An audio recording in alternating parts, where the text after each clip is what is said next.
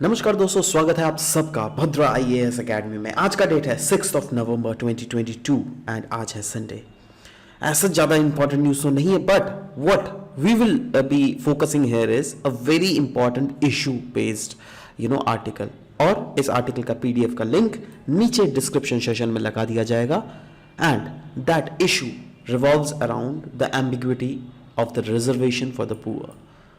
दोस्तों, आप लोग को सबको पता होना चाहिए that 103rd constitutional amendment act के तहत एक EWS that is economically weaker section group को रिजर्वेशंस प्रोवाइड किया गया है, राइट। और अभी ये इशू इसलिए बन गया है क्योंकि कहा जा रहा है दैट ये जो रिजर्वेशन है ना, ये शायद अनकॉन्स्टिट्यूशनल है ना, इसलिए कोर्ट में इसको चैलेंज किया गया है। Now exam utility point of view से मेंस जीएस पेपर 2 का यह टॉपिक जो है ना, government policies and interventions for the development of various sectors weaker sections of societies and interventions for the development, इस वाले टॉपिक से आप इसको डायरेक्टली जोड़ सकते हो। जी हां दोस्तों।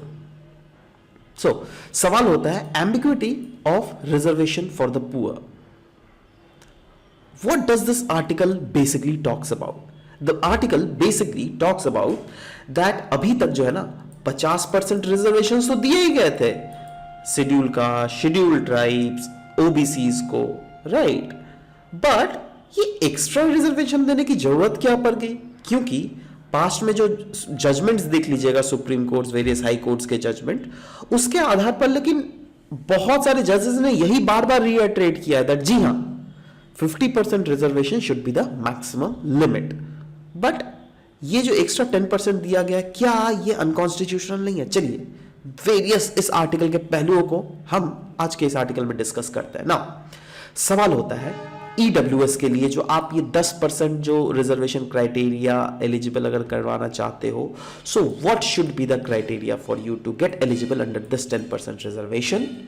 फर्स्ट वन इज आपका जो हाउस होल्ड इनकम होना चाहिए ना, वो 8 लाख से कम होना चाहिए, मतलब आपके पेरेंट्स का। दूसरा है they should have agriculture land of less than 5 एकड़। तीसरा है they should have a house smaller than 1000 square feet.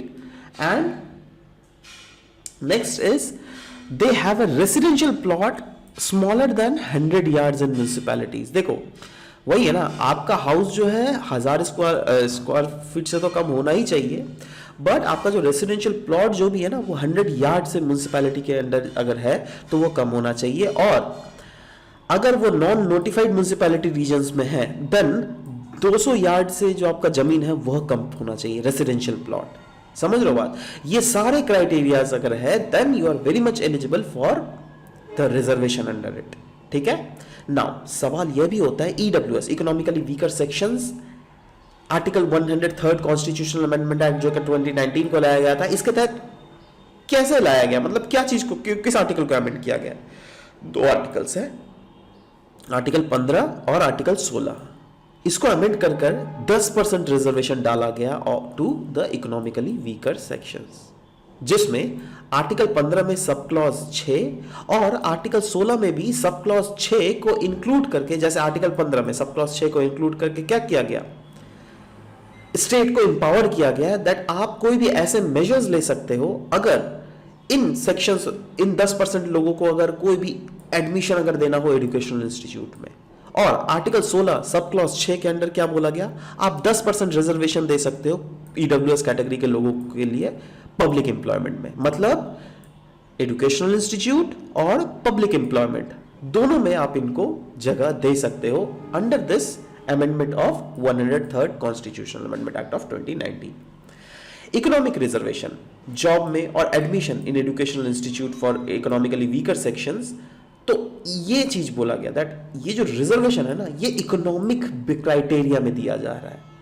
अभी तक जो भी रिजर्वेशन दिया जाता था ना, वो इकोनॉमिक क्राइटेरिया में नहीं दिया जाता था। चलो डिस्कस करते हैं, वही चीज तो चैलेंज बोला गया है। देखो क्या है ना, सबसे पहला जो चैलेंज किया गया है वो बोला गया देखो भाई कॉन्स्टिट्यूशन का जो बेसिक स्ट्रक्चर है ना, उसी को ये वायलेट कर रहा है। क्यों?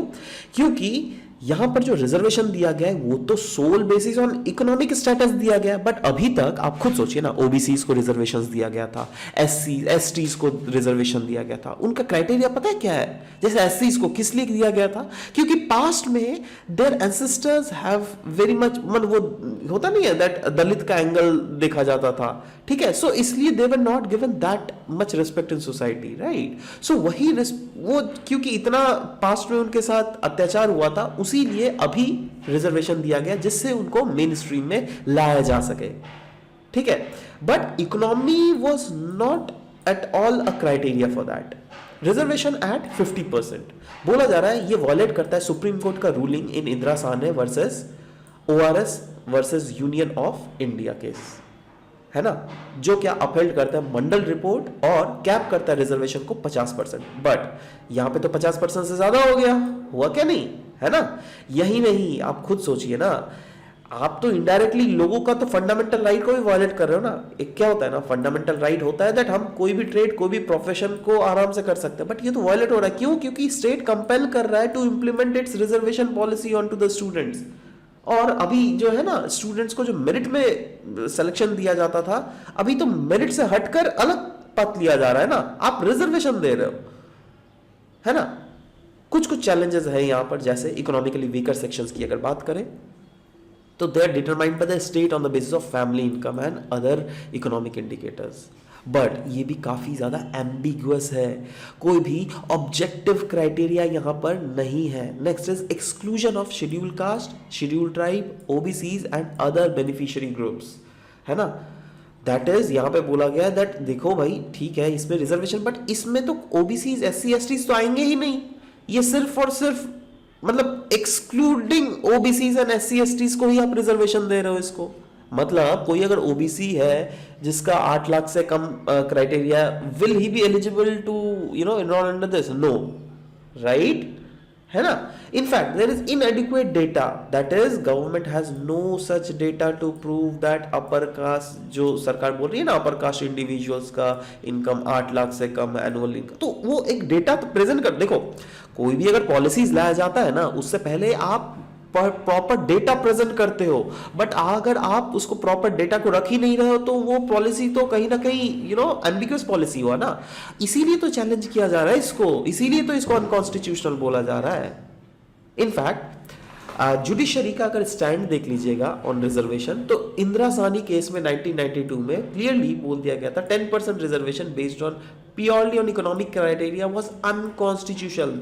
दैट इज आप प्योरली ऑन इकोनॉमिक क्राइटेरिया उसको नहीं दे सकते हो, वो अनकॉन्स्टिट्यूशनल है। जो पहले ही अनकॉन्स्टिट्यूशनल बोल गया तो फिर उसको आप कैसे कानून बना रहे हो?